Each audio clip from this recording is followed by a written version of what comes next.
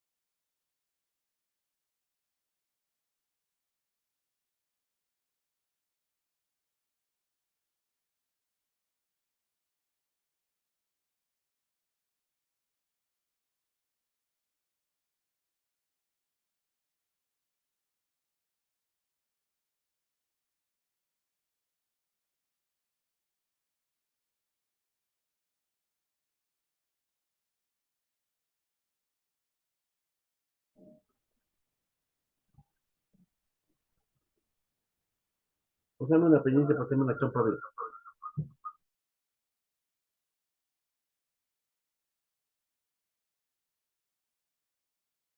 Buenos días para con todos. Disculpen que me olvidé de ustedes, los que están conectados. Un saludo a Mónica Robalino, ahí la veo en primera fila.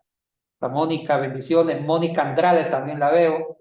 Rita Fernández, Carlota ahí. Y Jimena, veo a Nachita Echeverría, bendiciones. Bella Díaz, que es Bella, ahí está Bella. Está Luz del Carmen, ahí la veo a Luz, siempre fiel a la causa Luz, siempre. Bueno, un saludo para todos ustedes y también para los que están acá, Virgilito, Inesita, Martita, todos, a Norma, bueno, todos. Oiga, Franklin, perdón. Usted lo soñé 3 veces. No, en serio, muchas gracias, hija. Disculpe que moleste tanto. No, en serio, yo tuve 3, no, esto no es un chiste, aunque Yadesi me dijo, ¿cómo así Naguara y esa vaina? Soñé que Franklin se casaba con Yadesi. Sí, no, yo soñé eso, 3 veces. Ya voy a probar. Sí, y que yo casaba a Franklin con Yadesi y que yo le financié 2 noches de luna de miel en Galápagos. No, eso no es cierto. Es que como tanto molesto que uno termina soñando su propio chiste, ¿sí o no? Y puede ser que se cumpla. Entonces le dije a Yadesi, ¿tú estás dispuesto? Aguará lo que diga papito Dios. Dijo, no sé si te dice lo mismo, Franklin. Bienvenido, Franklin. Bueno, chicos, el tema de hoy es un tema muy bonito que se llama, ¿sí saben cómo se llama? Díganlo, chicos. El evangelismo a partir del espíritu. Díganlo bien, Franklin. El evangelismo. El evangelismo en la fuerza del espíritu. Oiga, qué bonito tema. Yo me puse a pensar para darle sentido a esto. Digo, pero así como así que Carmenza y Yadés inventaron ese tema. ¿Cómo así? Y sí, tienen sentido, es bonito el tema. El evangelismo, la evangelización en la fuerza del espíritu. Bonito, Martita, ese tema. Chicos, y los que están ahí en Zoom, no hay sonido o si hay un problema de audio me avisan. Yo interrumpen, me avisan. Ahí voy a poner a Luz del Carmen que proteste, hija, proteste. Si el sonido está bueno, proteste. Por algo somos protestantes. Protesta. Bueno. Sí se escucha bien, pastor. Buenos días. Gracias, hija. Entonces, el evangelismo en la fuerza del espíritu, y estaba buscando un texto bíblico que vaya acoplado con esto. Yo soy de los que no me gusta dar muchos textos bíblicos, eso no es académico. Picar por acá, dar textos de todas partes, porque se hace un champú de textos que no hay profundidad. Entonces yo prefiero tomar un texto y profundizarlo lo más que se pueda, ¿sí? Sobre un tema, eso es lo que me gusta. Y sí hay un texto que se aplica para esta clase, y lo voy a conectar con el tema de Pentecostés. Celebramos unas semanas atrás el tema de Pentecostés. No sé si alguien de ustedes tuvo una capilla, no en una capilla, en un ayuno de una reflexión sobre eso de 10 minutos. Para los que estaban, eran como 8 personas en el ayuno aquí. No creo que no hay nadie. Pero sí hablé sobre eso, pero ahorita tengo 1 hora y 40 minutos para jugar con el tema, para desplayarme. Entonces, voy a tomar Hechos 1:8. Y yo estoy aquí en un cuartito, soy prisionero en una celdita. Hechos 1:8.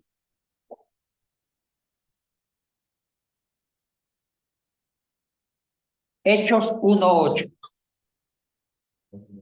Y le voy a pedir a Marta, hermana Martita, que sea la lectora de la clase de hoy.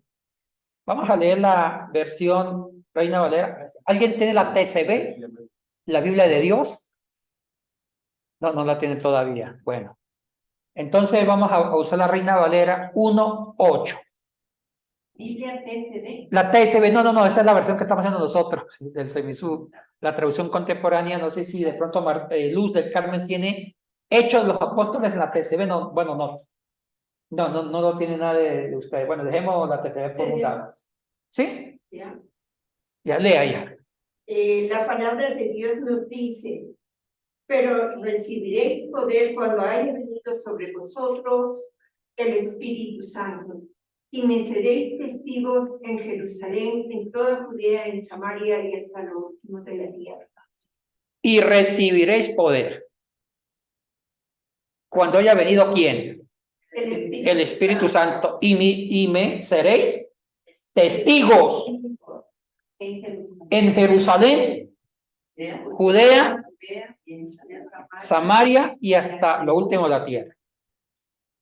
Para mí, este versículo es el versículo más importante que entona con el tema de la clase. ¿Cómo es? ¿La fuerza o el evangelismo? En la fuerza del Espíritu. Y ahí está. Recibiréis poder del Espíritu. Esto para que sean mis testigos. O sea, para que evangelicen. Judea, Jerusalén, Judea, Samaria, hasta lo último. Ese es el texto clave. Pero, hay un pero. Voy a decir las cosas que me preocupan. Nosotros somos pentecostales. Y está bien, eso es lindo. Y nos han enseñado mucho un tema que se llama el poder del Espíritu Santo. Y en muchas iglesias neopentecostales, el tema del poder es como la perla preciosa, la joya. Vamos a recibir poder para sacar demonios. Poder para hacer milagros. Poder para transmitir el evangelio. Poder para casar a las pastoras y comprantes. Vamos a recibir poder para levantar muertos. Y a veces se nos dice que el poder que se habla tanto en el pentecostalismo es para hacer grandes obras. Buenos días. Buenas tardes. Y entre las grandes obras que se hablan de ese poder es también la predicación. La predicación. Que es la evangelización, en cierto sentido. Pero la cosa no va por ahí. Ese versículo apunta a otra realidad. A otra realidad. Y yo siempre he escuchado que ese versículo lo usa mucho para predicar.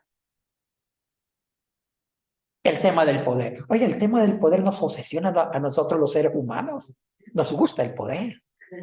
Y si no fuéramos cristianos, nos gusta el poder económico, el poder empresarial, el poder político, tener el poder en la comunidad para decir que somos poderosos y sustentar y confirmar nuestra esencia, nuestra existencia en la sociedad, porque en el fondo, en la psicología más profunda, nos gusta reafirmar nuestra presencia, nuestra existencia en el mundo, decir yo existo.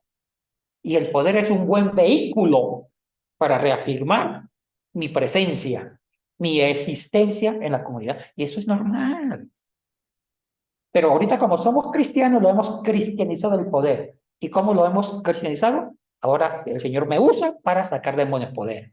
El Señor me dio el poder para esto. Y yo uso el poder del Espíritu Santo para esto. Y la gente me ve, el Señor me usa.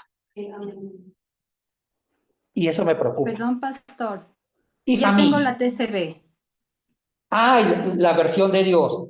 Lea capítulo 1, versículo 8. Escuchen esa traducción maravillosa. No pregunten quién la está traduciendo.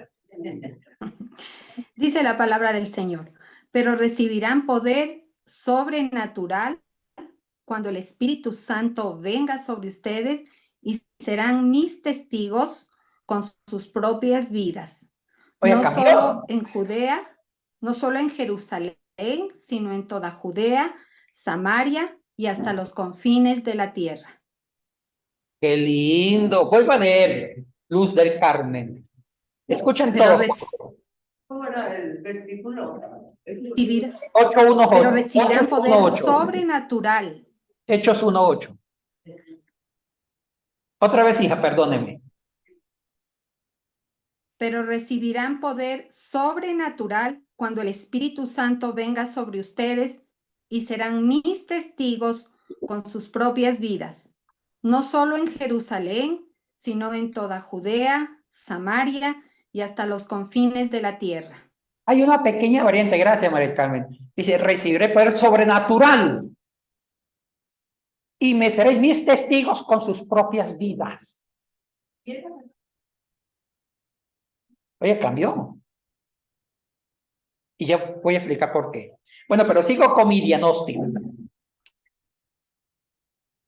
Yo he estado en muchas prédicas, escuchando muchas prédicas pentecostales, donde la neumatología, donde el tema del Espíritu Santo es lo más importante.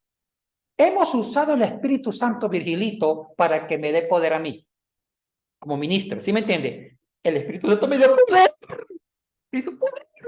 Porque yo impongo más. Suceden cosas. Y hay una canción que llama Suceden cosas. Me dio poder para que el muerto se levante. Y mi vida puede ser una tontería. Y el Espíritu Santo me dio poder para predicar. Y ya no tengo. Parece que hemos promocionado mucho el tema del poder del Espíritu Santo en la evangelización. El poder en la evangelización. Y lo hemos convertido en un marketing. Y con todo el respeto, con mucho respeto. Yo veo que a veces hay mega iglesias que son empresas de la fe. Reúnen gente, meten gente en una iglesia más para sustentar el orgullo del pastor. Oye, y nos preocupamos por el crecimiento cuantitativo. Y no nos preocupamos por el crecimiento cualitativo de cada individuo, que por ahí va la cosa. Y yo veo, no en todas partes, cuidado, que el cristianismo va de acuerdo con el capitalismo moderno. El cristianismo se casa con ciertas estructuras culturales y sociales y antropológicas. Y el mundo de hoy es el mundo de la oferta y la demanda, y también el cristianismo ha quedado atrapado en las estructuras económicas. ¿Sí me entienden?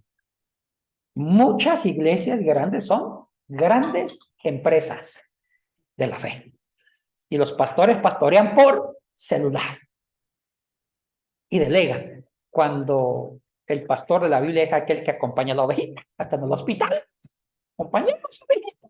No lo vayan a operar. Ese es el pastor que no va a cambiar. Pero hemos cambiado eso por el tema del poder de la bendición. Ahorita, ¿dónde nos lavamos las manos? ¿Dónde está la fuerza de la predicación? El poder del Espíritu Santo que hace crecer la iglesia. El poder del Espíritu Santo en el proceso de la evangelización. Y nos hemos dormido en los números. Y el ser humano le encanta el poder. Y ahora hemos utilizado el poder para hacer crecer las iglesias. Eso me preocupa. Eso me preocupa. Vamos a lo que dice la Biblia. Vamos a la Biblia. Hagamos una mini exégesis de Hechos 1:8. Para entender, disculpe que no me pueda parar porque Yadesi mandó a Josué que yo me sentara acá. Me marcaron, porque antes me daban un tablero más allá, y yo como me muevo mucho, me marcaron el espacio para que yo no moleste, me quede aquí sentado tomando café y enseñando. Entonces, perdóneme si no me puedo mover. Bienvenido. Aquí me tienen prisionero. Hasta ahí me Ahora bien, sí, y ya le dio instrucciones a Josué. Mire, tráigale la. Ahora bien, el libro de los Hechos es un libro que es el Evangelio del Espíritu Santo, como lo llaman muchos críticos, y lo escribió el mismo Lucas, el mismo que escribió Lucas, escribió Hechos. Oiga, es el evangelista más completo, es el escritor de la Biblia más profundo, más académico y más total. En Lucas, el mismo Lucas, describe la obra objetiva de Cristo. Subrayen esa palabra, obra objetiva de Cristo. Habla de la vida pública de Jesús, su nacimiento, su ministerio, su obra pública, su pasión, su muerte y resurrección. Eso es lo que se llama obra objetiva. Y eso lo describe Lucas. Pero Lucas es muy profundo en su teología. Dijo, falta otro libro. Como diría el cantante, no basta. No basta con hablar de Jesús. Ahora hay que hablar del Espíritu. ¿Por qué? Porque para Lucas la salvación es trinitaria. Para Lucas es la Santísima Trinidad la que salva. Y son tres: Padre, Hijo y Espíritu Santo. Entonces, para Lucas el Padre planificó la salvación. Pero la ejecutan ¿quién? El Hijo y el Espíritu. O sea que Lucas presenta al Dios uno y trino en un plan salvífico. Oiga, me encanta Lucas. Porque a veces los otros escritores neotestamentarios solamente están con Jesús y se les olvidan del Padre y se les olvidan del Espíritu. Lucas es el teólogo más completo. Entonces dijo Lucas, ya el libro del Evangelio habla sobre la obra objetiva de Jesús. Él murió objetivamente, resucitó objetivamente, ascendió al cielo objetivamente. Pero ¿de qué sirve eso si no entra el Espíritu Santo? Y escribió el segundo tomo, que es el libro de los Hechos. ¿Cuál es el objetivo del libro de los Hechos? Escriban, hijos. El libro de los Hechos tiene un objetivo, es el Evangelio del Espíritu Santo, así como Lucas es el Evangelio de Jesús. Hechos es el Evangelio del Espíritu Santo. ¿Cuál es el objetivo de Hechos? Es la obra subjetiva del Espíritu. Obra subjetiva del Espíritu. Ya, resumamos. Lucas presenta ¿qué obra? La obra objetiva de quién. ¿No? El Evangelio de Lucas presenta la obra objetiva de Cristo. ¿Cuál fue la obra objetiva de Cristo? Morir para expiarnos.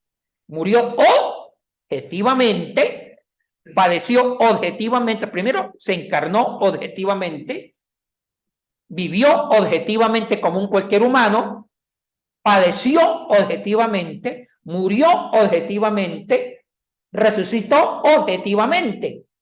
Ahí está la obra de Cristo. Y hay muchos testigos que testificaron la vida terrenal de Jesús. Faltaba algo más importante para que lo que hizo Cristo no se pierda.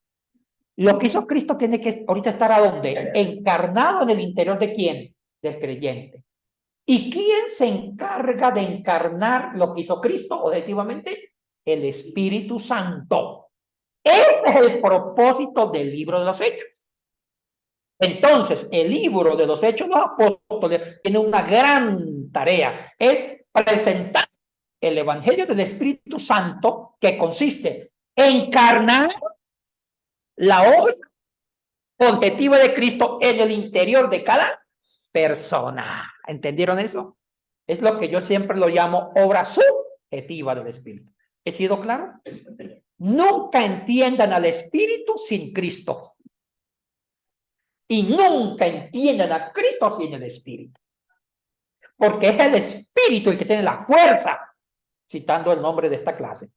Es el Espíritu que tiene la fuerza de que lo que hizo Cristo no se pierda, sino que esté dentro de nosotros. Chicos, ¿quedó claro? Libro de Lucas, obra objetiva de Cristo. Libro de Hechos, obra subjetiva, encargo. Ya con ese marco, sigamos ahondando el libro de los Hechos. Es por eso que todo el libro de los Hechos narra el poder del Espíritu en la evangelización. O sea que la evangelización requiere de un poder del Espíritu, porque el Espíritu encarna a Cristo. Si usted me pregunta qué es la obra evangelizadora, yo diría, es el poder del Espíritu que encarna a Cristo en mi vida para ser evangelizado. Así de sencillo. Ya con esa introducción grande, adentrémonos más al texto. Pero me interesa la ascensión de Cristo, sigamos con el libro de los Hechos. Si ustedes revisan capítulo 1, a partir del versículo 6, pueden seguir, vemos un título en la Reina Valera que dice la ascensión de Cristo, ¿sí? ¿Se han visto eso?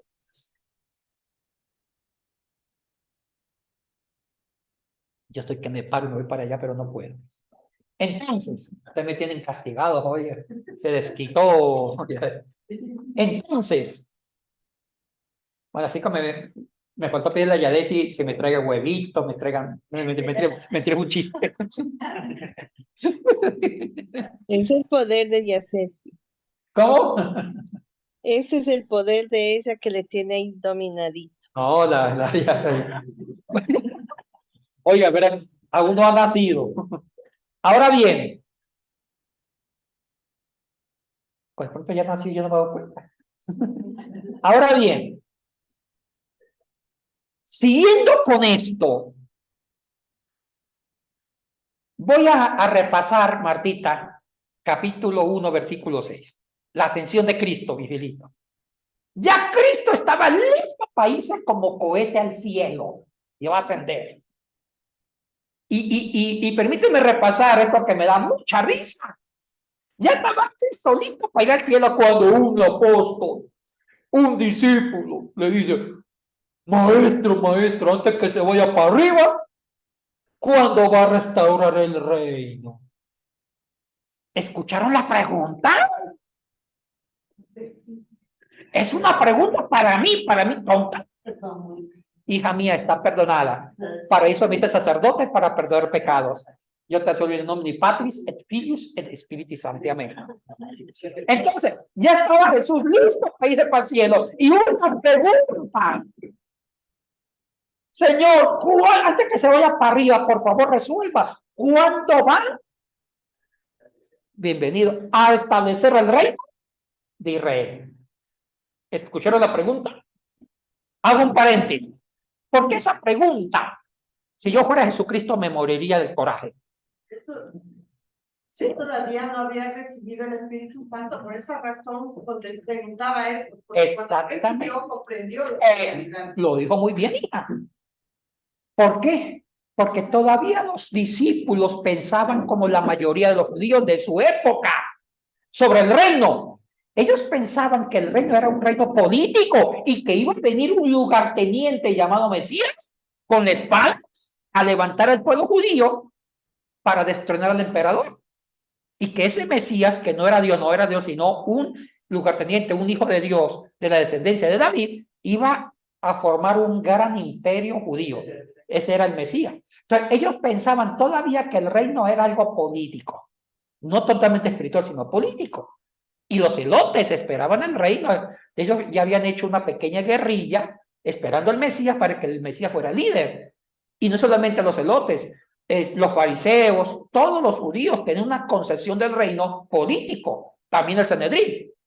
Entonces ellos ven que Jesucristo muere, resucita, y esperaban que Cristo fuera el líder político. Que cuando se va a ir, lo dicen, es como así, mire, Jesús nos engañó.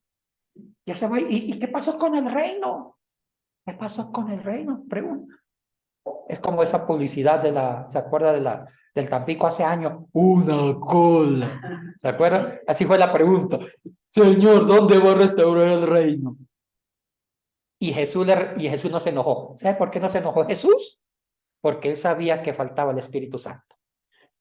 Porque el Espíritu Santo se iba a encargar de lo que él hizo en su pasión, en su muerte y resurrección, que eso lo vivieron en sus corazones. Pero Siga, diga. sí lo dijo cuando estuvieron interrogándole. Él sí dijo, mi reino no es de este mundo. Pero los que participaron de eso, bueno, obviamente no eran No lo entendían. sino No. los... Hija, ni los apóstoles entendieron la prédica de Jesús. Por eso es que en los evangelios no hay ninguna prédica de ningún apóstol tan profunda como lo hubo en Hechos. Porque ellos todavía no entendían. O sea, ellos fueron testigos de su muerte, de su resurrección, y van a ser testigos de la ascensión, y no entendieron el reino.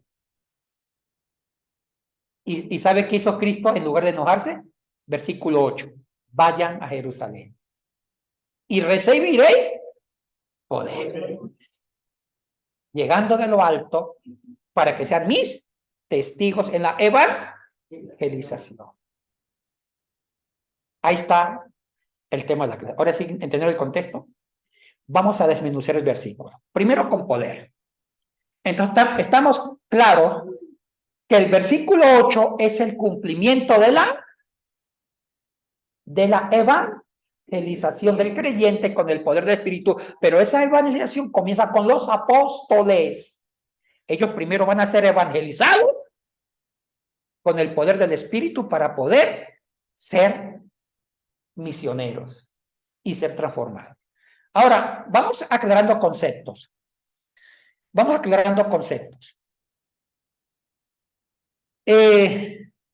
Hay varias palabras claves que yo voy a explicarlas, y lo he hecho en diferentes clases de la Academia Bíblica, pero lo voy a retomar.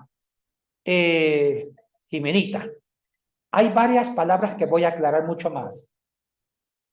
Empecemos el contexto.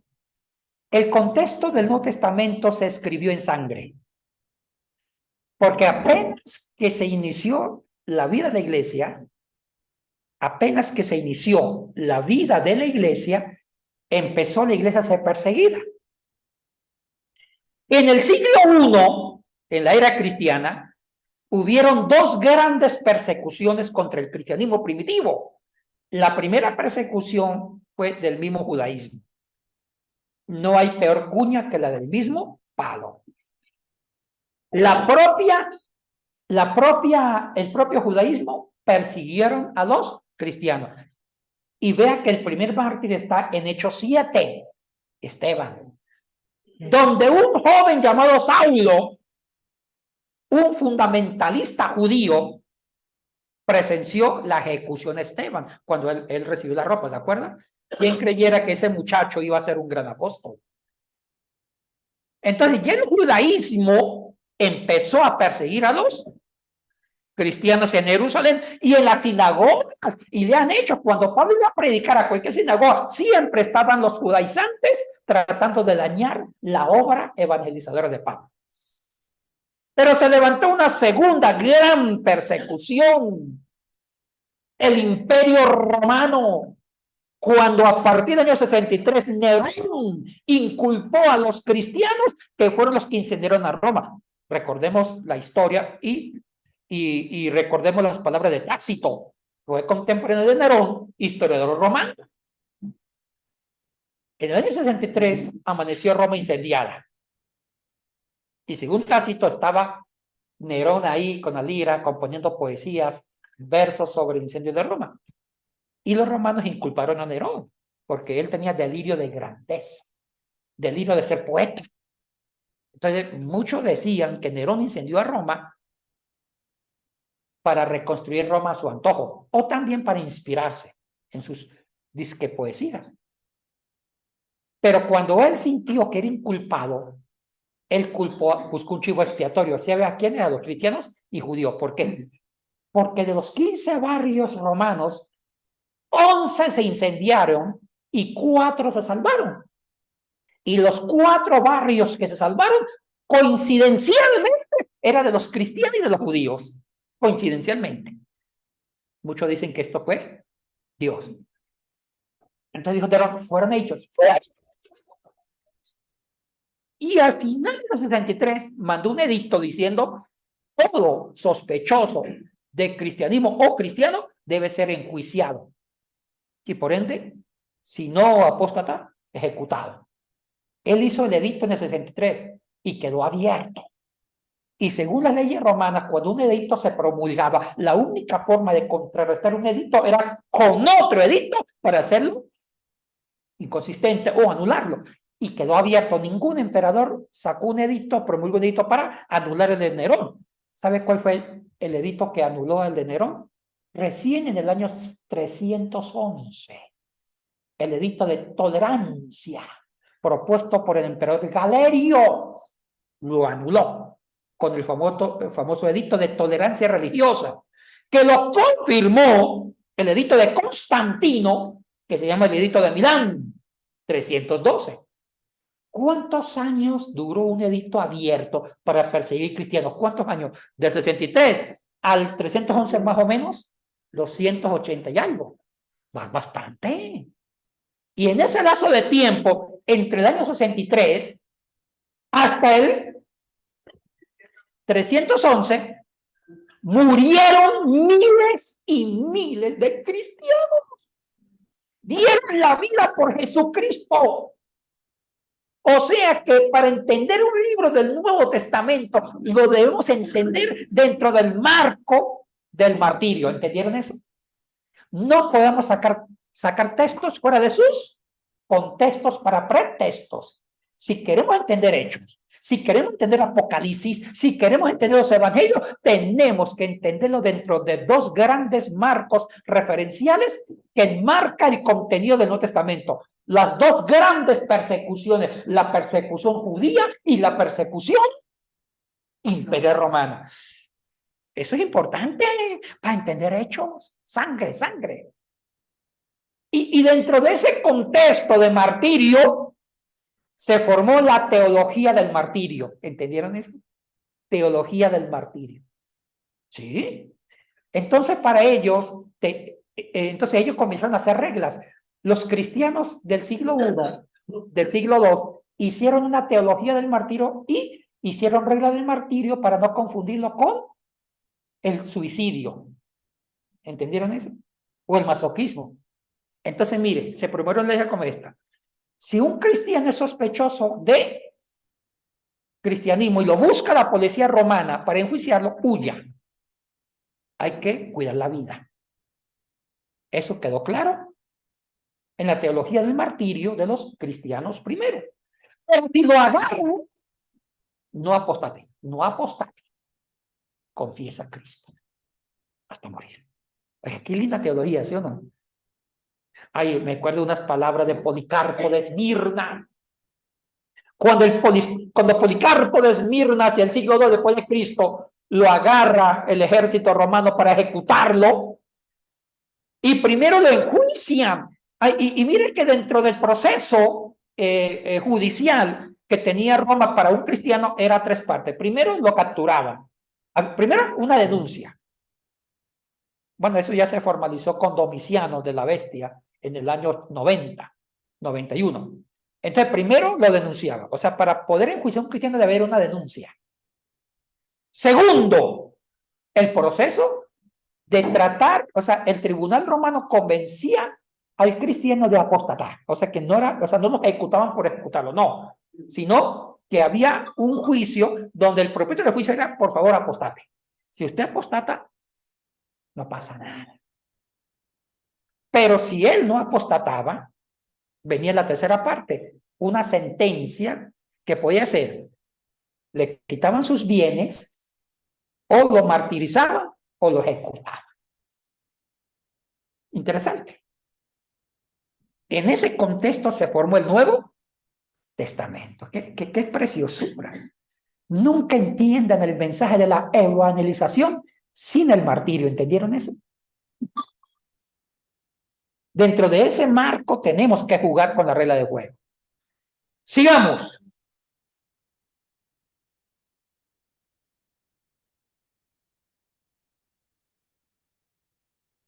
Sigamos. Ahora sí. Entonces, Cristo dice, vayan a Jerusalén y recibiréis poder. Empecemos. Entonces, ya tienen un contexto histórico. Martirio, el tema del reino, que era político. Segundo, ya Cristo había hecho la obra, es expiatoria. Una cosita, usemos terminología teológica.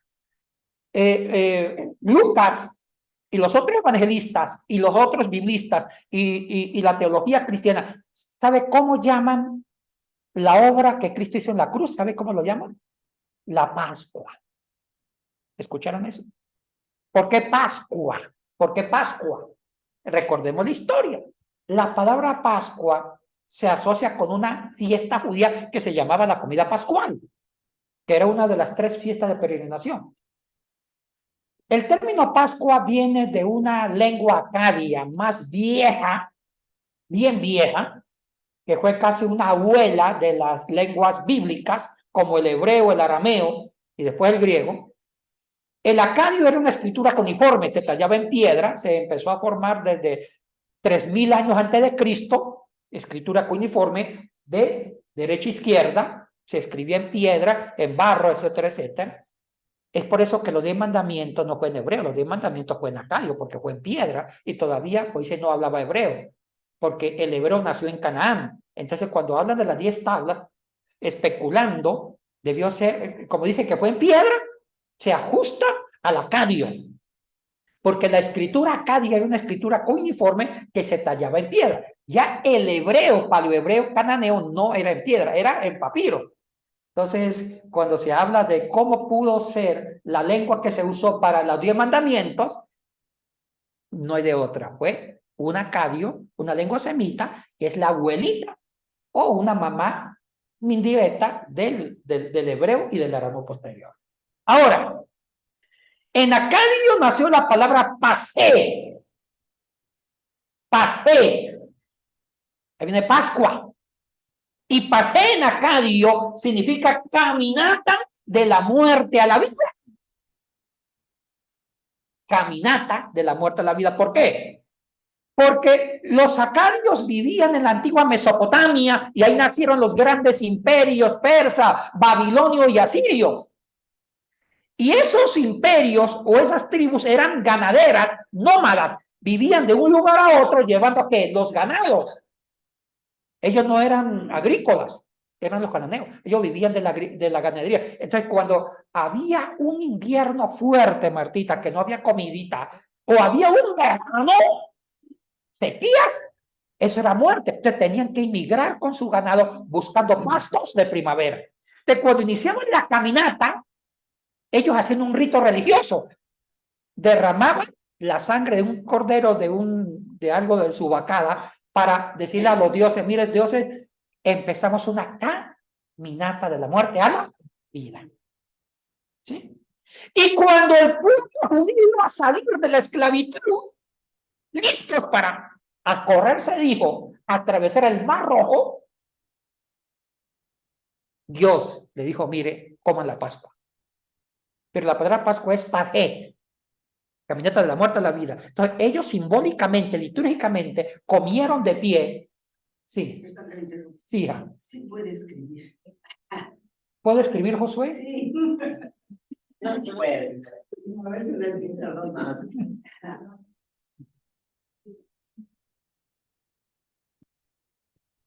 Pasé. Y ahí viene la palabra Pascua. Más grande para que vean nosotros. Ay, ay, ay.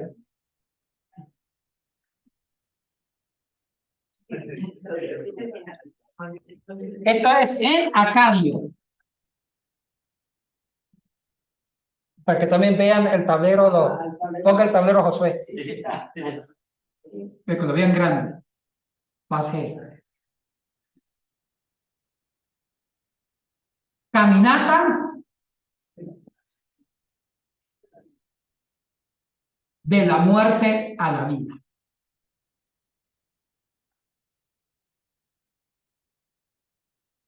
Qué linda expresión, ¿cierto? Qué bonita. A la vida. Esto es acadio, lengua acadia caldea. De ahí se depuró en hebreo y en griego es pasó. En griego es pasó. O sea que sigue la misma línea. En griego es pasó. ¿Y qué significa pasó? Lo mismo. Caminata de la muerte a la vida. Y en latín y en castellano es Pascua. En latín y en castellano es Pascua. Caminata de la muerte a la vida. O sea que el término latino o del castellano Pascua viene directamente del griego pasó y a la vez del hebreo y del acadio pasé. ¿Quedó claro? Entonces, cuando ustedes escuchan la palabra Pascua, ¿qué van a pensar?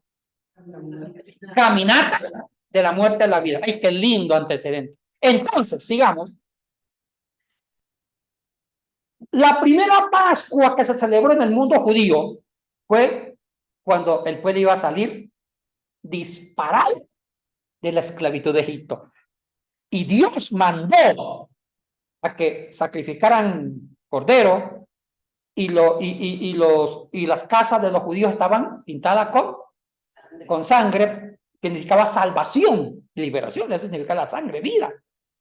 Y ahí ellos salieron, comieron rápido y a correr se dijo. O sea que la primera Pascua judía está asociada con el proceso de liberación que iba a vivir el pueblo. ¿Cuál era la liberación? Iban a salir de la muerte a la vida. Y así se celebraba cada año hasta el día de hoy. Hasta el día de hoy se come la Pascua. Una vez lo hicimos en Capilla del Valle, ¿se acuerdan? Que yo dirigí esto. Sí. Yo le dije a Yadesi, que es la maestra de lectura, mi hijita, en Semana Santa hagámoslo, pero el próximo Semana Santa voy a pelear. Sí, voy a pelear, porque hay que darle vida a la liturgia. Exactamente. Exactamente. Ahora bien, entonces, chicos, aquí viene con Cristo. Cristo cristianizó la Pascua judía. Es por eso que antes de morir en la cruz, unas horas antes, él comió la Pascua, según la narración de los evangelios sinópticos. Entonces, cuando Cristo, a raíz de la Pascua, Cristo instituyó la Santa Cena. Entonces, Cristo comió los dos platos fuertes, las hierbas amargas, que era recordar la esclavitud, y el cordero, la salvación, y 4 copas de vino. Y Cristo, mírenlo, porque la Pascua para los judíos era terapéutico. Cuando se come la Pascua, es tratar de vivir el cambio de la muerte a la vida. Yo la comí la Pascua con los judíos en una sinagoga, y eso a mí me cambió mucho, porque los judíos han hecho terapia de la Pascua. Y cuando uno come las hierbas amargas, el rabino dice, mire, en este momento, traten de recordar la amargura de ser esclavos en Egipto. Pero ya Egipto ya no está. Ahora ustedes siguen viviendo otras esclavitudes, como un cáncer, la pobreza, la calumnia, la baja autoestima, un engaño sentimental, hasta el propio pecado personal y otra esclavitud. Entonces uno comenzaba y decía el maestro de ceremonia, cada vez que coma, mastique la hierba amarga, estén masticando sus esclavitudes para que sean libres. Y uno no podía comer el cordero si no se comía toda la hierba. Y lo único que podía uno ayudar a comer hierbas amargas era la salsa de Jaroset. La salsa de Jaroset, ¡ay, qué rico, Carmenza!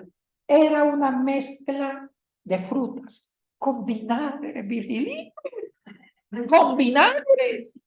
Era manzanas, dátiles, almendras, pasa y otra cosita más con algo de vinagre martita. Y esa salsa se llamaba la salsa La Esperanza. Entonces, la única forma de tragar la cantidad de hierbas amargas era con la esperanza. ¿Qué significa esto? Usted jamás podrá aguantar tanto dolor si no tiene algo de esperanza. ¿Sí?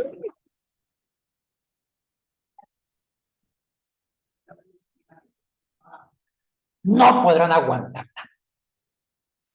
Mire, si uno va al perfil psicológico de un suicida, en el fondo el suicida perdió la esperanza.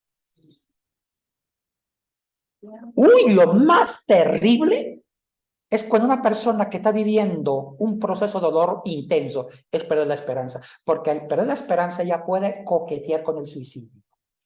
Puede coquetear con el suicidio. Oiga, qué profundidad teológica carmense en la liturgia de la Pascua. Para ellos, recordar la Pascua no era una liturgia, era una liturgia terapéutica. Era terapia. Y cuando Cristo, antes de morir, cristianizó la Pascua, comió la Pascua y dijo, tomó el pan y vino, hagan esto en memoria mía. La palabra memoria en el griego, anánesis, o en el hebreo sicarón, significa, mire, la memoria para el español es diferente para el griego, es diferente. En español la palabra memoria es la capacidad de recordar hechos del pasado. Lo resolvemos desde el punto de vista mental. Pero para el hebreo no es eso. Sicarón es, la memoria es la capacidad de traer al presente un hecho salvífico del pasado y unirlo a mi propia experiencia de muerte. Traer una acción salvífica del pasado y unirlo a mi experiencia para salvarme. O sea que para ellos la memoria es redentora, la memoria es salvífica, es unirme a acontecimientos salvíficos del pasado para salvarme ahora. ¿Entendieron eso?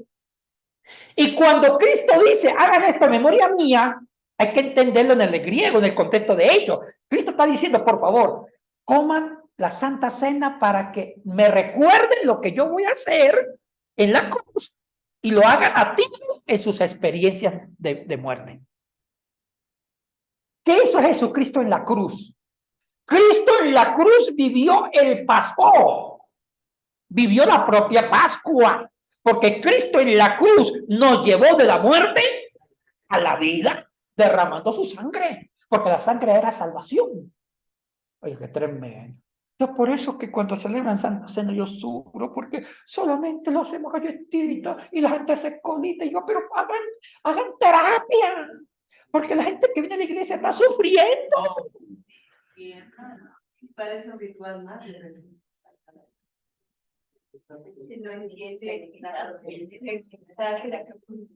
Oye, es que eso es un banquete.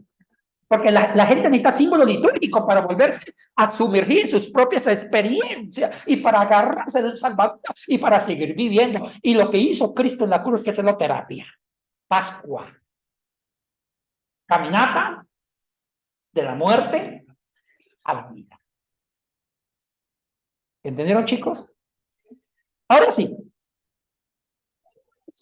Describe Lucas en su evangelio. O sea que Lucas describe la obra objetiva de Cristo, su obra pascual. Es por eso que lo que hizo Cristo se llama obra pascual. ¿Habían escuchado esa palabra? Cristo hizo una obra pascual en la cruz. ¿Por qué pascual? Ya por lo que les enseñé. Nos llevó de la muerte a la vida. Ahora, pero esa hermosura que hizo Jesucristo en la cruz y que Lucas lo describe muy bien en la obra objetiva, ahora esa cosa hay que meterla adentro. ¿Entendieron? Porque ¿qué ganamos, Virgilito, que nos podamos contemplar? Ay, qué lindo Cristo. Ay, murió por mis pecados. Y sacamos canciones con su sangre escarnecida. ¿Ah? No hay más de esto, no hay Dios. Sí. No hay más. ¿De qué sirve que nos pongamos a contemplar lo que hizo Cristo en la cruz? No, dijo Lucas, no, eso no me sirve. Ahorita hay que escribir hechos para enseñarle que esa obra de Cristo hay que meterla adentro. ¿Y eso se encarga? ¿Quién se encarga? El Espíritu Santo. El poder del Espíritu Santo.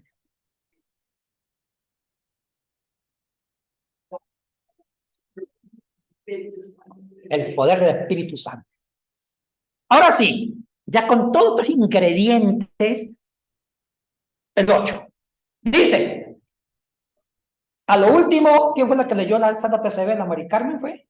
Sí. Luz del Carmen. Luz de Carmen, después usted me vuelve a leer la Santa Biblia, la traducción de Dios, yo mi hijita después, pero yo digo cuando, usted se encarga de la TCB, yo hija.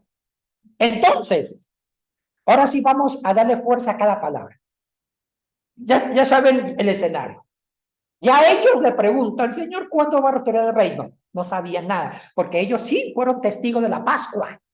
Ellos fueron testigos de que Cristo murió por nosotros, pero no lo estaban viviendo.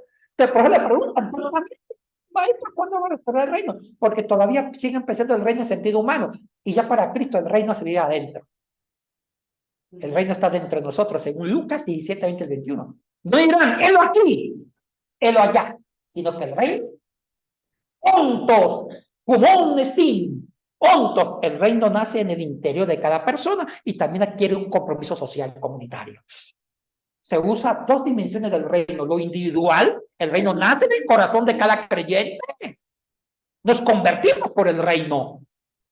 Cambiamos nuestra manera de pensar, nuestra conducta.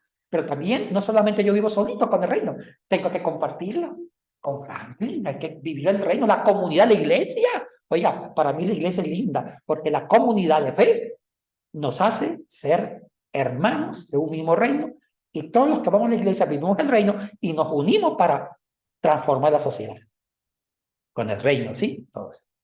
Hay que entender el propósito de la eclesiología, de la comunidad que vive el reino. Ahora, dice Cristo, vayan a Jerusalén. Ahí van a entender todo. Ahora sí entienden el propósito del Espíritu Santo. Recibiréis poder. Empecemos con la primera palabra, poder. ¿Puedo borrar esto? Sí. Si lo pongo lo grande. Más abajo, para que vean los que... Hay dos palabras para decir poder. Energía y dunamis. Energía y dunamis. Energía es un poder humano.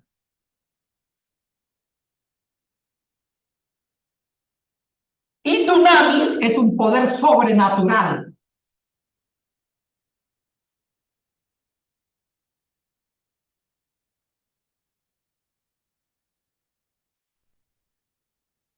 Es un poder sobrenatural.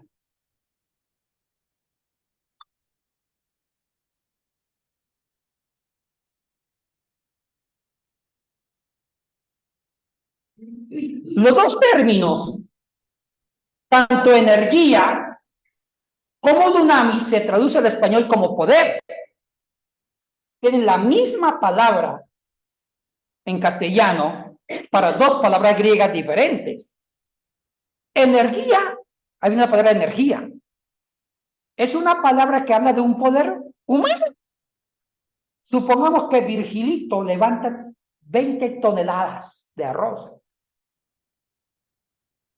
Aunque a nosotros nos parezca esto increíble, eso está dentro del presupuesto humano.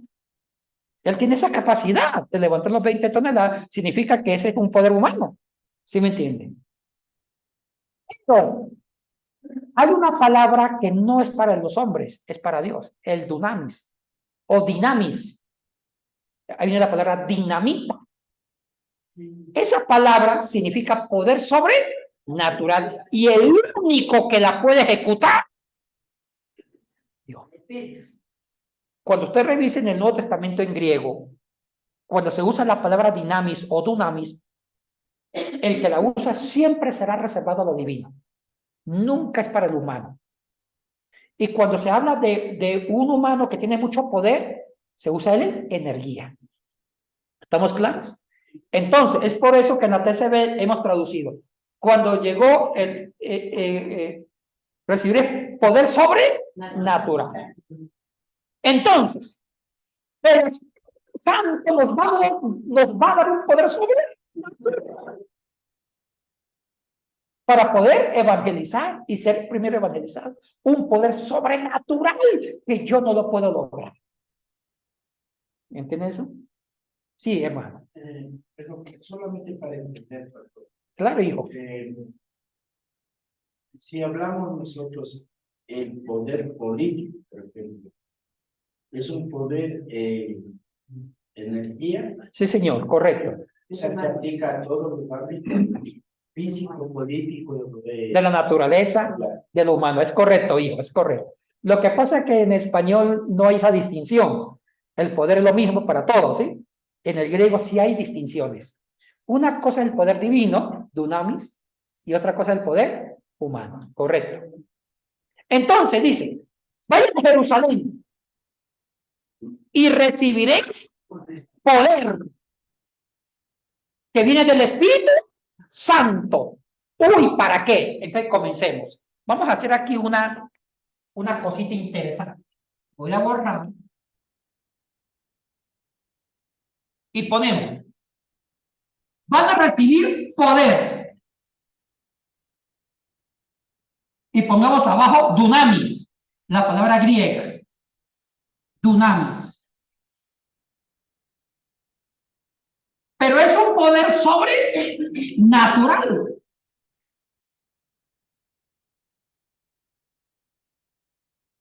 Que solamente lo da Dios. ¿Para qué?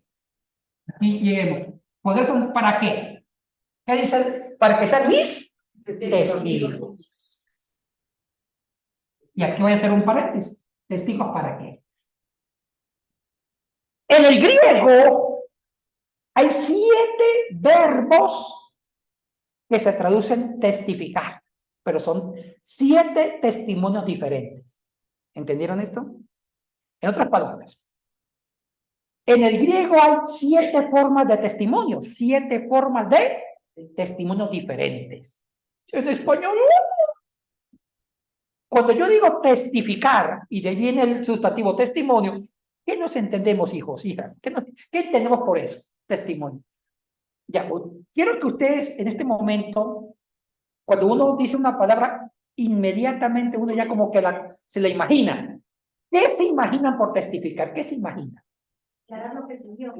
Muy bien, hija. Declarar lo que uno vio, Norma. Declarar lo que yo. Exactamente. Testificar o dar un testimonio es declarar lo que yo veo. Eso es en español. Pero en griego no es eso. Ustedes saben que yo siempre le he dicho que una lengua es la expresión mental de una cultura. Las culturas se desarrollan y a la parte de su desarrollo cultural van inventando palabras, las palabras más de acuerdo al desarrollo. Y el que inventó el griego, los que inventaron el griego son los padres de la filosofía occidental. Sócrates, Platón, Aristóteles. Ellos cuando hacían filosofía iban inventando términos. O sea que el griego tiene todo el griego, la lengua griega es la lengua más difícil porque tienen toda una carga de imaginación, de abstracción mental, porque ahí nació la filosofía. En cambio, el hebreo es mucho más pragmático. Entonces, para la cultura griega, había 7 formas de testificar. 7 formas. En español hay uno solo. Testifica lo que yo. 7 formas. Vamos, no lo voy a escribir, voy a dar algunos 4. Lego. Decir lo que veo. Testificar con la boca lo que veo. Lego. Testificar lo que yo veo con mi boca. Yo veo que Franklin llegó a tomar helado allá. Ahí en el teleférico. Imaginativo. Esa es una forma de amar de Franklin. Lindo, tierno, Franklin la llevó. Él es pintoresco, él ama, él no le gusta el amor aburrido, hace cosas grandes con su amada, ya ves, la llevó al teleférico con el adicto. Espero que ya no me escuche, me dicen, naguara, y esa vaina, yo estoy siempre molestándome. Yo vi, que yo testifico, lego. Yo digo, Franklin llevó y a Desi a comer helado de fresa. Vigilito lleva a Inesita al teleférico a comer heladito. Y yo testifico. Entonces eso se llama lego. Testifica lo que uno ve. Primero. Segundo, apocrino. Es testificar apocrino. Apocrino. Sí, hija. Es testificar en un juicio. Juicio. Eso ya tiene una connotación judicial. Entonces, yo veo, pongamos algo tétrico, que Josué, por amor, ¿qué hizo por amor? No sé.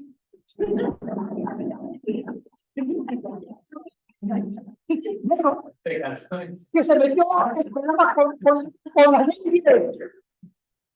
Hizo algo grave. Yo soy testigo. Entonces, como lo que él hizo por amor sí es condenado por la ley, yo voy a declarar en un juzgado, testificar bajo juramento. En griego ya es otro término de testificar, es apocrino.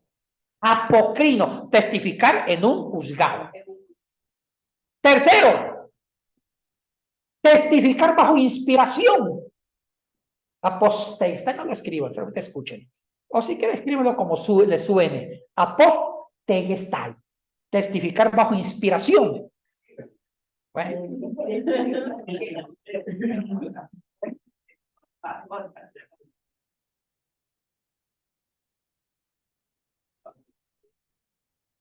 Aposteguestai.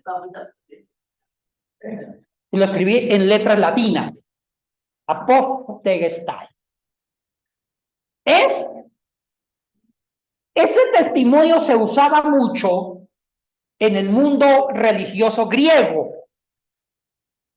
¿Qué significaba? En el mundo religioso griego, las personas devotas de un dios, supongamos del dios Poseidón, de la diosa Afrodita, la diosa del amor, de la fecundidad, de la diosa Artemisa, Hera, de la diosa Persefone, Demeter. Ellos se dejaban guiar por el dios y empezaban bajo inspiración a hablar.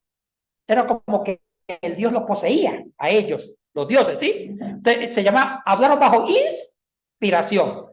Eso también se llama testificar bajo inspiración. Tiene una connotación religiosa. Esa es la tercera. Cuarta. Sí. Una pregunta. Entonces, este término que nos acaba de decir es únicamente para, o sea, no es exclusivo para decir el Dios en que nosotros creemos, sino es empleado en cualquier término religioso para considerar cualquier inspiración de cualquier Dios. Exactamente.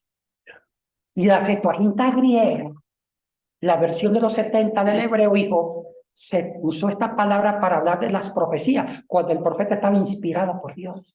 Entonces, cuando el profeta habla, inspirado, se usa el aposteguestai. Ya. Ahora, había otra inspiración, bueno, y había más formas de testificar en juicio, testificar lo que veía, testificar bajo inspiración, testificar a una persona. Había más, eran 7. ¿Sí me entiende? 7 testimonios diferentes, pero había uno que me interesa. Había uno que es el que quiero hablar, porque es el que está aquí. El martureo. Ya ustedes son pilas mentalmente. Ya asocien con la palabra mártir. La palabra latina mártir viene del verbo griego martureo. Testificar con la vida.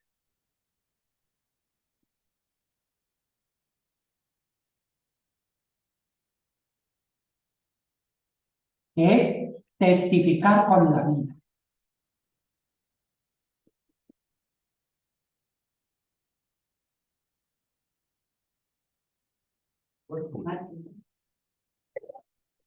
Profundicemos.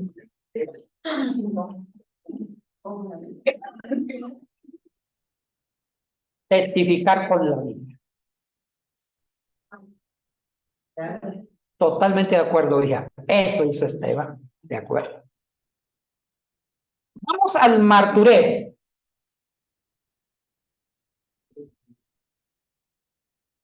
Mire, chicos y chicas. Hablemos más de la palabra martureo.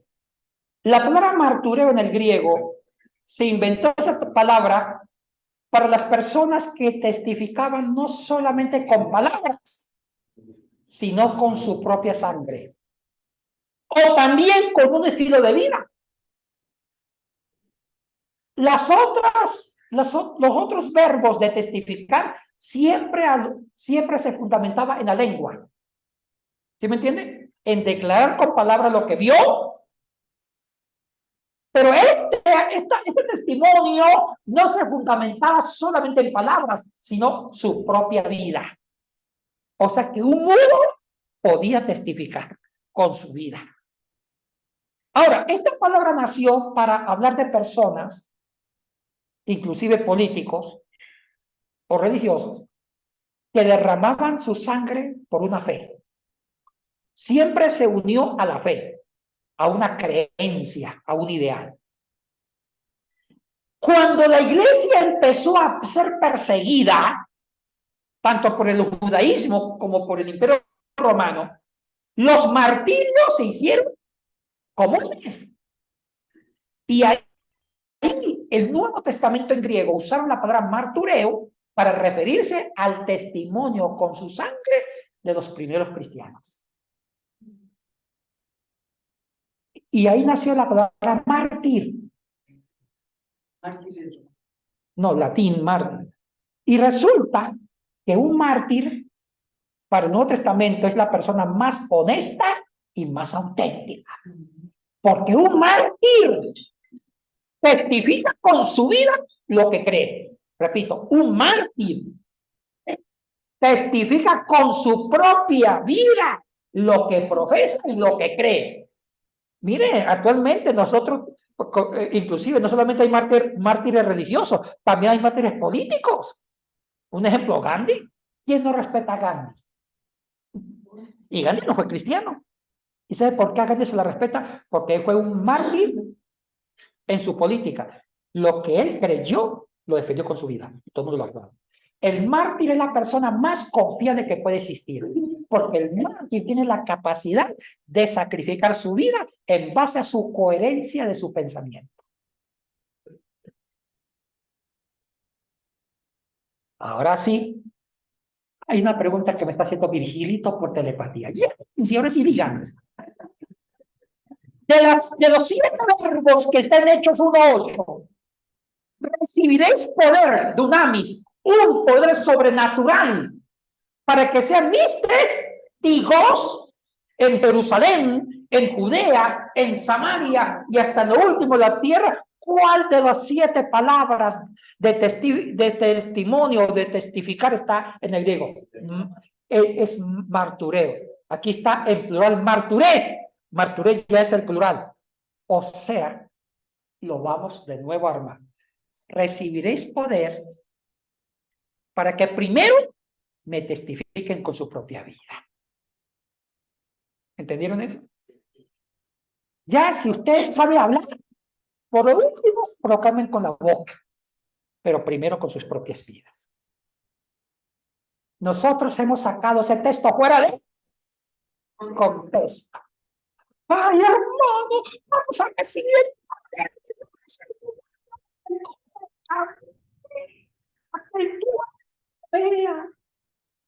que el feo se ponga bonito, ¿vale? Y hemos entendido que ese poder que recibimos del cielo es para bocones, para testificar y anunciar con la boca. No, mire, el mundo está lleno de bocones. Lo primero es que testifiquen con su propia vida y las palabras vendrán. O sea que ese versículo va a la esencia del evangelio. ¿Entendieron, chicos? Ay, yo Por eso es que yo creo que no me gusta escuchar predicaciones porque sacan textos fuera de contextos para motivaciones y un evangelio barato. ¿Cómo? Ay, hermanito, te va a recibir el poder del Espíritu Santo para que se vuelva famoso haciendo milagros y para que testifique, predique, aunque su vida sea un relajo, un desastre, pero predique. No, el testimonio llega primero a encarnar el evangelio en mi corazón, ¿sí me entiende? Porque la obra del Espíritu Santo, ¿cuál es el poder del Espíritu Santo? Encarna a Cristo en sus vidas para que usted viva el poder de Dios en sus vidas. ¿Y cuál es el poder del Espíritu Santo en sus vidas? Para que usted se embarace de Cristo y que su vida tenga el carácter de Cristo y predique a Cristo con su vida. Aunque sea mudo. Aunque sea mudo. De ahí la frase que las acciones hablan más que nuestras palabras. ¿De acuerdo? Personas que nos pueden ver y ya se refleja en nosotros, aunque no digamos nada. ¿De acuerdo, hija? Mire, en el siglo VIII, el más grande... Oye, usted adivinó mi oración secreta. Una oración que no proclamó.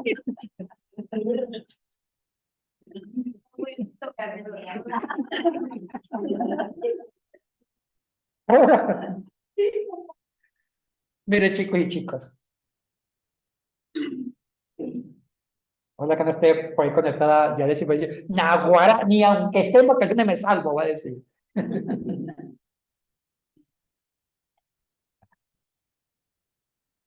¿Quiere que le ayude? Conquista el mundo. Alto, pero... Ahora bien, siguiendo con estos hijos, vamos a conectar más con el Evangelio. Gracias, Carmenza. Ha ganado el testimonio.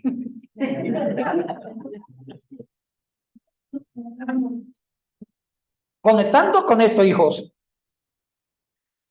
Ahora, recibiréis poder sobrenatural. ¿Para qué? Para testificar con la propia vida. ¿Sí? Para testificar con la propia vida.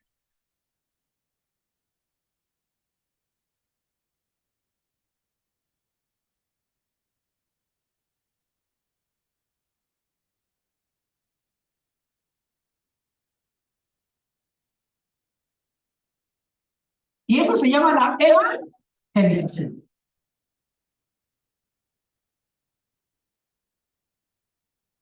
Eso se llama evangelizar. Evangelizar es la capacidad de recibir el poder del Espíritu Santo. ¿De qué? De encarnar a quién. A Cristo en mi vida, la obra pascual. Lo que Lucas habla de la obra pascual de Cristo en la cruz, de llevarnos de la muerte a la vida, ahora nosotros lo vamos a interiorizar. ¿Entendieron? Encarnarlo. ¿Para qué? Para testificar a Cristo, desde adentro sacarlo. Eso se llama evangelización. ¿Quedó claro? O sea que para ser un buen evangelizador, yo primero debo vivir la evangelización. Porque la evangelización no se fundamenta en labios, en palabras, de labios afuera. Es recibir el poder sobrenatural de Dios para yo tener la capacidad de vivir a Cristo por dentro. Y eso sí que es un poder de verdad. Yo no estoy diciendo que no hagamos milagros. Yo no he dicho eso. Yo soy pentecostal a hueso colorado. Yo creo en los milagros. Pero primero es lo primero. ¿Qué saco creer los milagros si yo mismo no soy un milagro de Dios en mi vida? ¿Qué saco de hablar de un evangelio de poder para hacer grandes obras si yo no soy la obra milagrosa de Dios en mi vida misma? Primero tengo que evangelizarme. Aquí nosotros los cristianos tenemos la mala costumbre de fundamentar un evangelio del hacer, pero no del ser. Y primero debemos vivir para yo mismo autoentenderme y ser feliz aunque esté sufriendo. Chicos, voy a hablar la purita verdad. La purita verdad. A mí me preocupa algo. Yo soy observador. Y yo con el ministerio de los ujieres me doy cuenta de todo. Cuando la gente viene cansada, destruida, uno se da cuenta. Porque yo soy uno de los primeros que recibo a la gente. Y yo estoy viendo algo que me preocupa mucho, demasiado.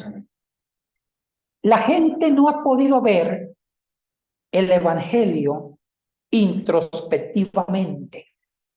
O sea, dejar que el evangelio transforme ciertos hilos del interior. Y cuando la persona prepara el interior y es evangelizado, la persona aprende a disfrutar hasta el cáncer. Aprende a ser gozosos en medio del dolor. ¿Y sabe quién me enseñó eso? Pablo, Jesucristo y los 4 primeros siglos de la historia del cristianismo, cuando esta gente aprendió una palabra que se llama resiliencia. Los cristianos de los primeros siglos tienen un doctorado, obtuvieron un doctorado de transformar lo negativo, la muerte, las persecuciones, la pobreza, la violencia política de Roma contra ellos, en transformarlo en alegría y esperanza. A nosotros nos enseñaron falsamente en el siglo XXI que la felicidad está fuera de uno y que uno debe malgastar la vida adquiriendo la felicidad que consiste en un título, un PhD, que consiste en buscar una fortuna, un buen trabajo, una buena liquidación. Y cuando yo logro tener una buena casa, una buena comunidad, un buen título, una buena cuenta bancaria, soy feliz. Mentira del diablo. ¿Cuántas personas lo han logrado y siguen siendo miserables por dentro? Como dijo el cristiano que compartimos como lo dijo el gran siervo de Dios Vicente Fernández, ¿cuántos millonarios quisieran vivir mi vida alejado del bullicio de la falsa sociedad? ¿Me entienden eso? Pero este versículo me enseña, con el poder del Espíritu Santo, que el evangelio, para ser testigo, es vivir un testimonio por dentro. Y cuando yo construyo mi ser, aprendo la resiliencia y aprendo a vivir la vida como me toque, conservando el gozo y la paz. Y muchos darían la vida por esta fórmula y vivirla. Yo conozco gente con tanta plata que llora. Porque viven una angustia existencial, una ansiedad. Y esta ansiedad existencial genera la avaricia. No duermen de noche en medio de sus palacios. Pero yo conozco a gente sencilla que son felices comiendo lo que tengan que comer. Porque aprendieron que la felicidad se construye con el poder del Espíritu Santo cuando la palabra marturar y la palabra testificar es primero por dentro. O sea que yo creo que nosotros no hemos sido buenos pentecostales porque no hemos aprendido a evangelizarnos primero por dentro para ser símbolos de evangelización. ¿Y saben por qué, chicos? ¿Sí saben qué significa evangelio? ¿Alguien me lo puede recordar?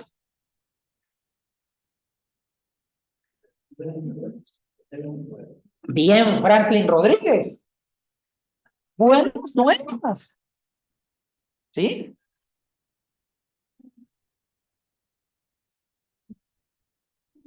Buenas nuevas.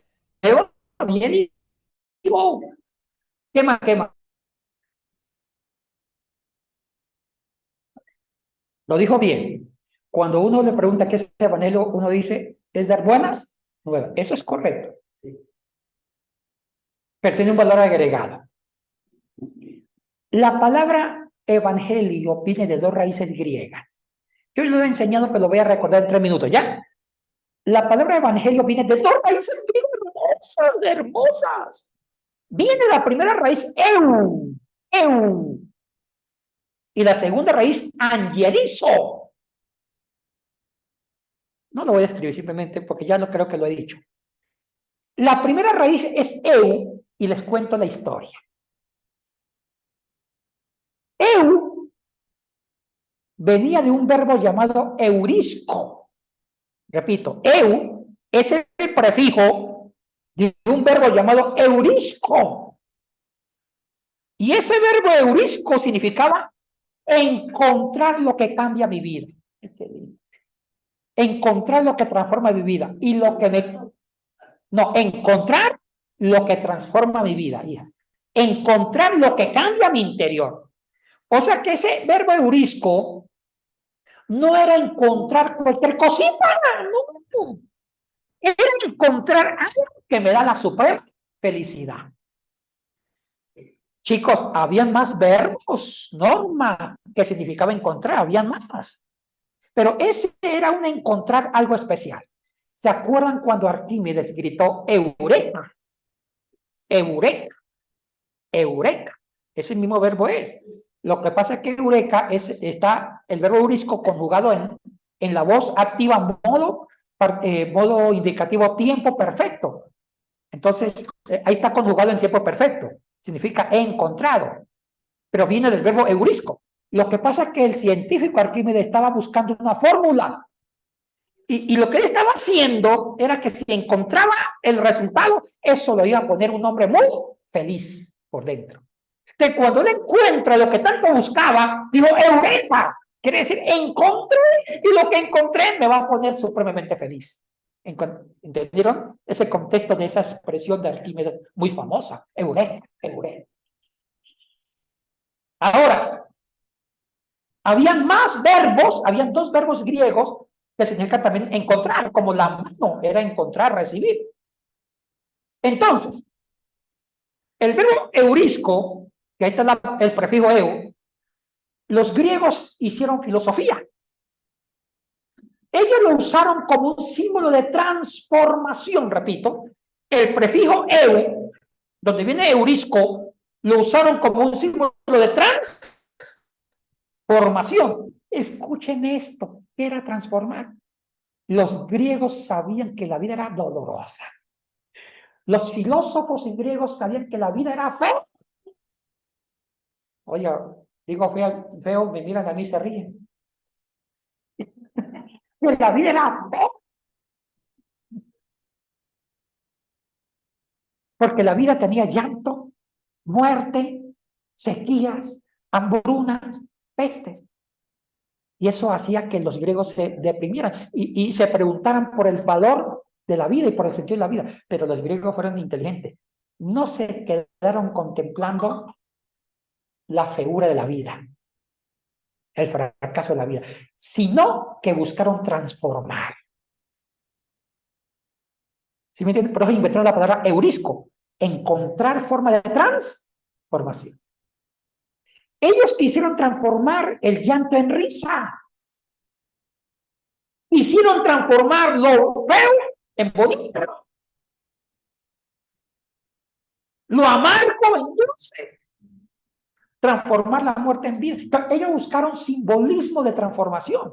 Y hay tres simbolismos que a mí me encanta hablarlos, que significan transformación. Uno de ellos es el vino. Como Virgilito, el vino para los griegos era el símbolo de transformación, de alegría. Y cuando una persona perdía un ser querido y estaba en luto, lo emborrachaban con vino para darle alegría. El vino significaba alegría. Y cuando un hombre no se declaraba a la chica porque era tímido, le voy a dar una botella de vino.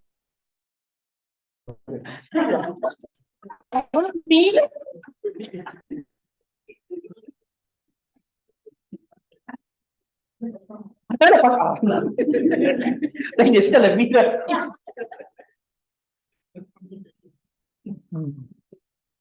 Le daban vino.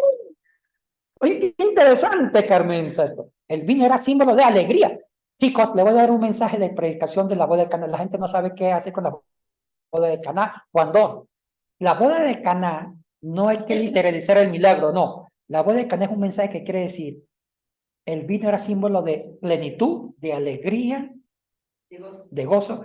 Y cuando Cristo transformó el agua en vino, quiso decir que con él, porque ese fue el primer milagro, quiere decir que con la presencia de Cristo, la vida se convierte en gozo. Ese milagro hay que entenderlo. La boda de Caná no es para emborracharse, no. Hay que entenderlo bajo el significado del vino. ¿Sí? Alegría, gozo, mesianismo, prosperidad, plenitud. Entonces, el vino era el primer símbolo de eu. ¿Sí me entiende? De encontrar la felicidad. Segundo, el sueño. Ay, hermanos, ¿a veces qué era un sueño? Un sueño era símbolo de transformación. ¿Sabe por qué? Porque lo que no se podía lograr en la vida real, usted se dormía y en el sueño lograba cosas grandes, ¿sí me entiende? Yo me acuerdo, yo creo que lo conté, que un amigo mío que era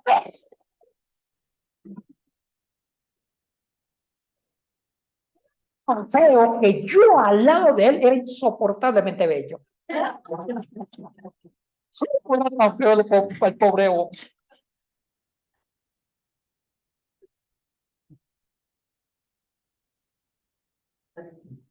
Y se enamoró de una mujer muy bonita, lindísima, una mana costeña. Pero sí, manejaba bien el machete. Se enamoró de una mana, ¿va? Y fue real, sí.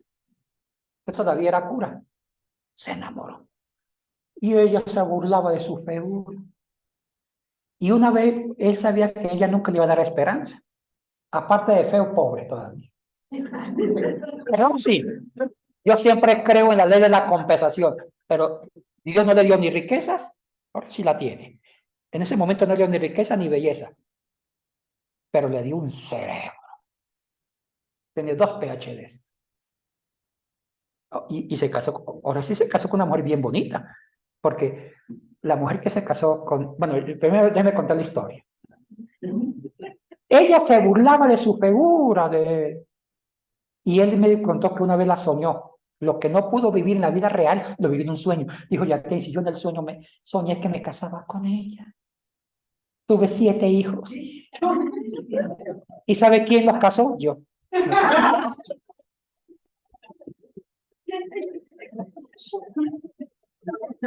Yo los casé. Bueno, en la vida real nunca se casó. En la vida real, ella ya su belleza se terminó porque ya está viejita. Así es. Y terminó mal. Él, como sabía que no podía vivir de la belleza porque no la tenía, explotó su cerebro. Entonces, y la mujer que se casó es mucho más bonita todavía, una quiteña. Es una mujer muy profunda, una gran mujer. Y yo le pregunté a ella, mi amiga, somos amigos todavía. Y le dije a ella, oye, ¿usted qué le vio a mi amigo? ¿Sabe qué me dijo? Ya Tensi, le vi el cerebro de él en bikini. Era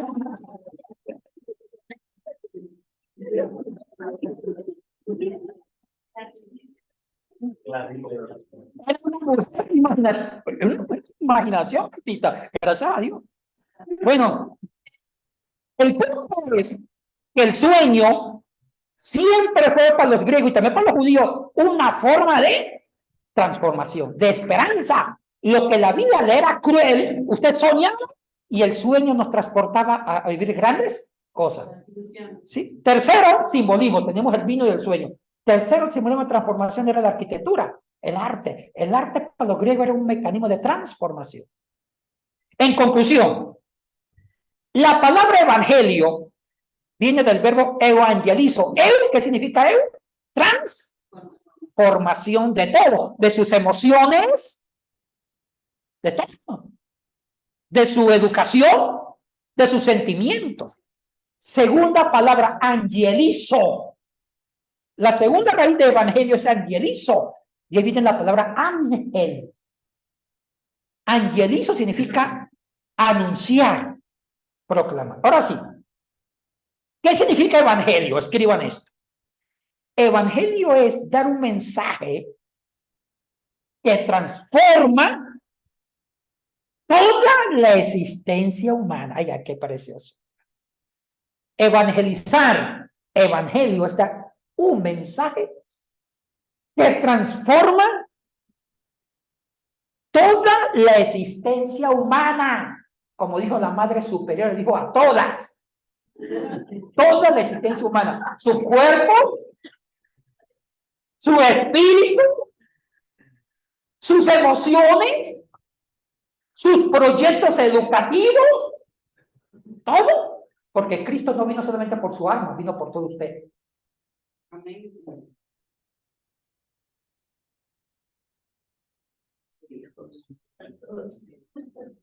¿Entendieron? Sí. Oh. Mire, voy a criticar. A veces nosotros pensamos que la evangelización es mandar almas para Cristo.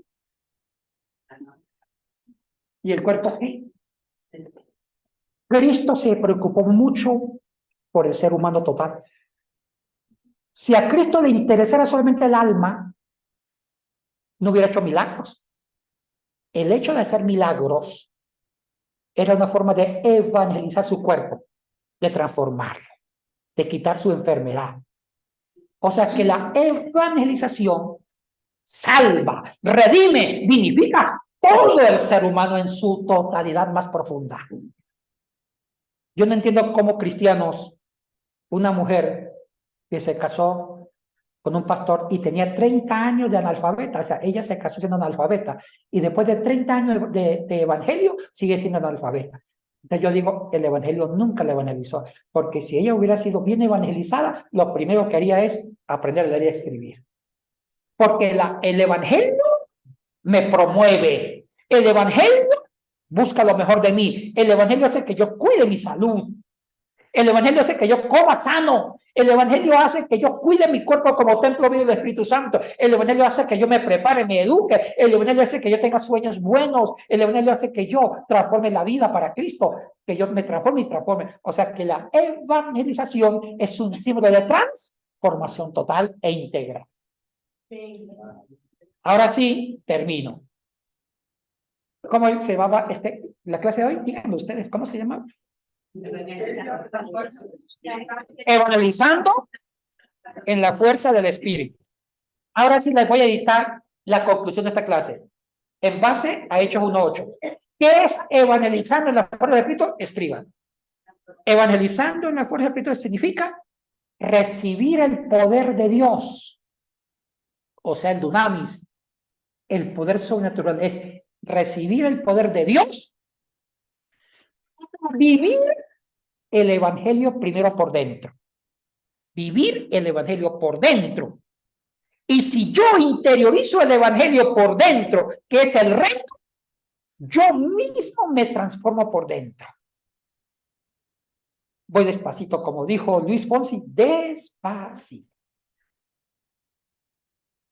¿Se imagina, Franklin, usted con Yadesi bailando despacito en la luna de miel?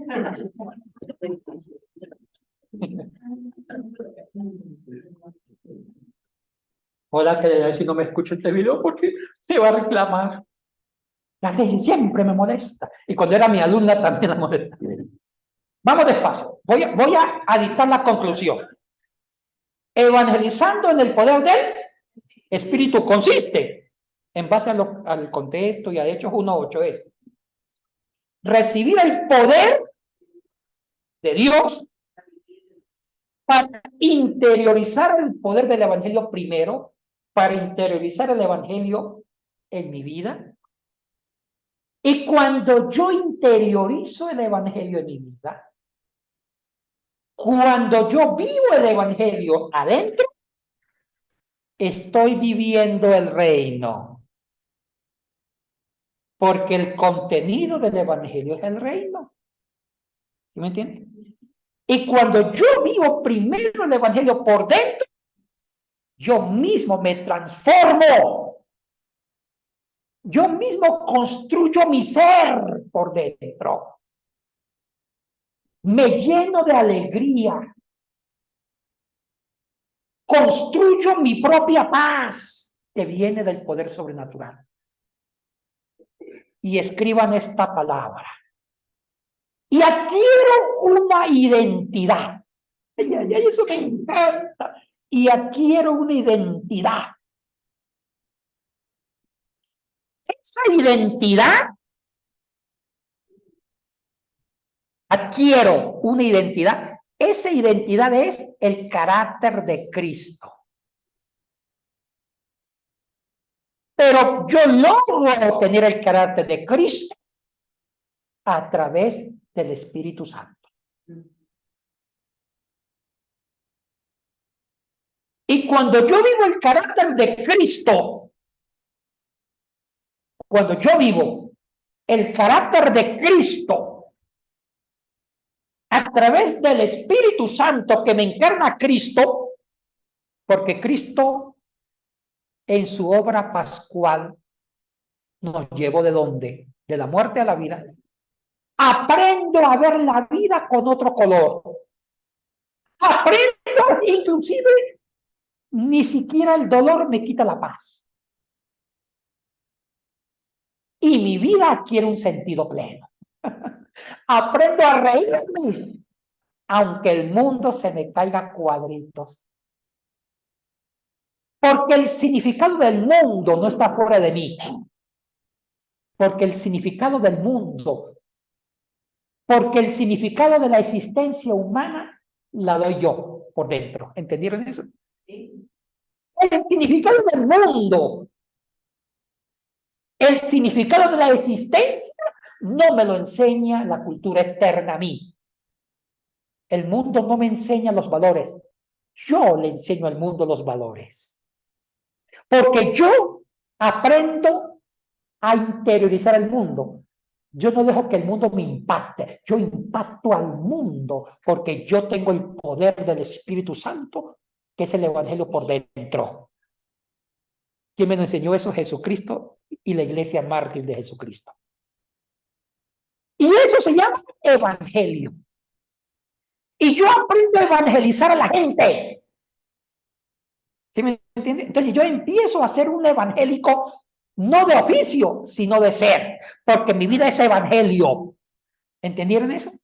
Mi vida, cuando yo vivo el evangelio por dentro, yo me convierto en púlpito de evangelización, sin que diga muchas cosas. Yo me convierto en púlpito de predicación. Yo estoy evangelizando intencionalmente con mi identidad. Porque el evangelio es dar un mensaje que transforma toda la existencia humana. No pretendan cambiar otras vidas si nosotros mismos no nos hemos cambiado. ¿Quedó claro qué significa esto? Ahora sí termino con un testimonio. Hace muchos años me mandaron a mí a un curso de crecimiento. Yo cuando digo que voy a terminar, porque sí voy a terminar. No es como a veces dicen, ya para finalizar, y sigo una hora más. Cuando yo digo voy a finalizar, porque sí voy a finalizar. Un minuto más. Una vez fui a un congreso de crecimiento a la Iglesia de la República de Quito. Yo nunca voy a curso, pero fui. Llevé mi laptop y computadora, me senté como niño bonito. $300. 3 días, un jueves y sábado, carísimo. Me fui y me senté adelante como niño bonito a escuchar. Y el que daba crecimiento no era cualquier lagaña de mico, no. Era un doctor, un PhD en crecimiento de la Universidad o Seminario de Fuller, California, que son expertos en modelos de crecimiento. En esos 3 días nos enseñó más de 30 modelos de cómo la iglesia crece. Modelo unicelular, G12, iglesia con propósito. O sea, nos enseñaron puros modelos de crecimiento.